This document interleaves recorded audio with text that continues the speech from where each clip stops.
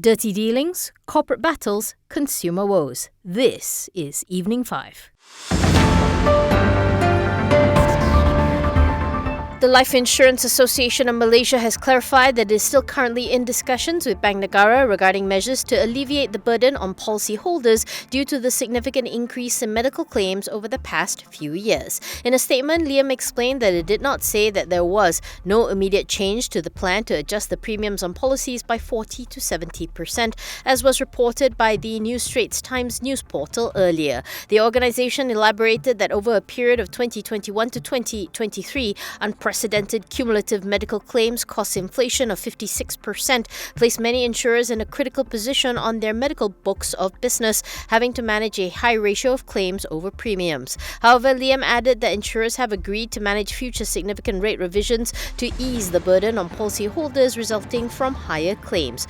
Furthermore, Liam notes that the life insurance industry has been working closely with BNM, the Ministry of Health, and the Association of Private Hospitals Malaysia to develop long-term strategies aimed at alleviating the financial strain caused by rising healthcare costs and medical claims. Last week, BNM called on insurers and takaful providers to adopt a more reasonable approach to premium repricing, including stretching the increases over time and offering viable and meaningful options to consumers. In 2023, Malaysia experienced medical cost inflation of 12.6%, more than double the global average of 5.6%. In a joint statement last week, Liam, the Malaysian Takaful Association, and Persatuan Insurance Malaysia explained that the premium repricing was an unavoidable measure driven by the rising medical treatment costs, among others.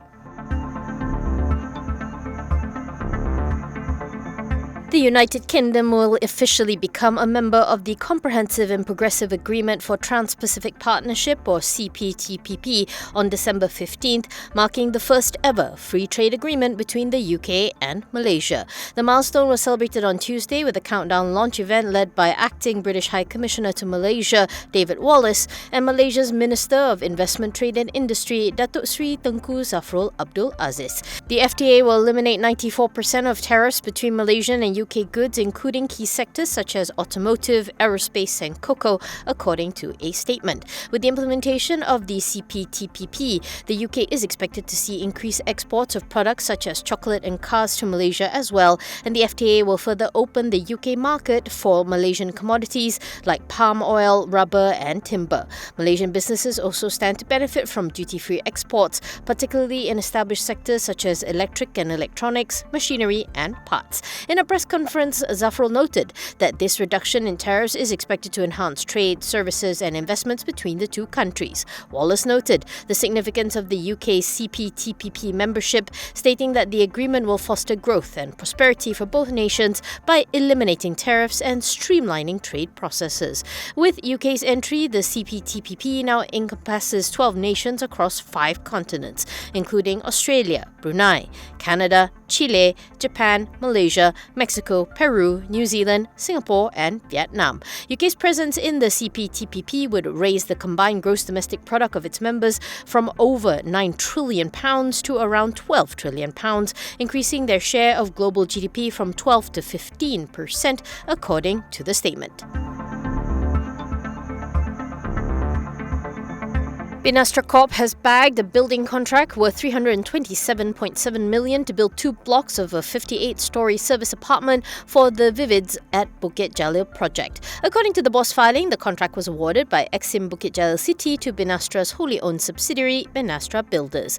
Lee Seng-yong, who owns a 12.95% stake in Binastra and serves as an executive director of the company, is also a shareholder of Exim Bukit Jalil City, where he holds a 5% stake via TRE Towers Holding. Binastra said the deal is not a related party transaction, as Lee is not a director of Exim Bukit Jalil City despite his 5% shareholding. The company said the contract will commence on December 9, 2024 and construction works are to be completed within 42 months. With this latest win, Binastra has secured $3.13 billion worth of new contracts for FY 2025, boosting its total outstanding order book to $3.83 billion. JF Technology is set to begin selling and distributing its products in the US by January 2025 following a cross-licensing agreement signed with US-based Ironwood Electronics in July. Co-founder and managing director Dato' Fung Wei Kiong said JF Tech has taken a more strategic and collaborative approach to enter the US market. Instead of going directly into the market on its own, the company has opted for a cross-licensing agreement which allows Ironwood to promote and sell JF Tech's products across the US, Europe and other global markets, leveraging their distribution network and expertise. In 2014, the semiconductor test probe maker was hit with a patent infringement lawsuit by an American rival which halted the sale of its product, Sigma, in the US. As of April this year, the patent restrictions on Sigma have expired and thus the injunction order in the US has also been lifted. Meanwhile, Fung said that JF Tech's recent acquisition of two Singapore-based companies totaling 26 million ringgit forms a critical part of the company's strategy to vertically integrate its operations, positioning JF Tech as a comprehensive semiconductor solutions provider for its global customer base. VS Industries' latest quarterly net profit dropped 37.5% year-on-year to 30.6 million, mainly due to lower sales orders from existing customers, unfavorable foreign exchange rates and higher labour costs as a result of an increase in headcount. First quarter FY 2025 revenue slipped 2.6% to 1.11 billion from 1.14 billion previously. The group declared a first interim dividend of 0.4 cent per share.